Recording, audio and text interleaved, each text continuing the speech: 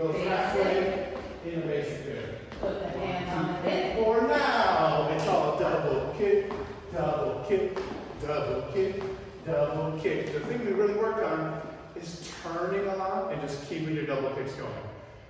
A lot of things got fixed when we turn enough that we catch each other and we catch each other. There's a feeling and a feeling. Lots of people wanted to be here and then be here, hovering, not touching. You want to go far and catch each other, far. So there's some feeling between you. Once you do that and you get the double kicks, it works. So our little mantra, forget this was front step kick, step, double kick. We did double kick. Those double kicks forever. When we want to finish, we just do one more double kick, but I grab my partner and we don't turn. We finish that second half of the basic. Again, this happens in the middle of the basic, kind of breaks it apart.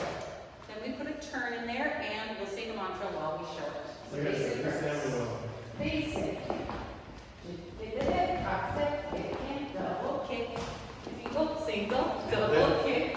Finish it up. I barely made it. So that's your mantra, and something for everybody to practice was remember getting this bend.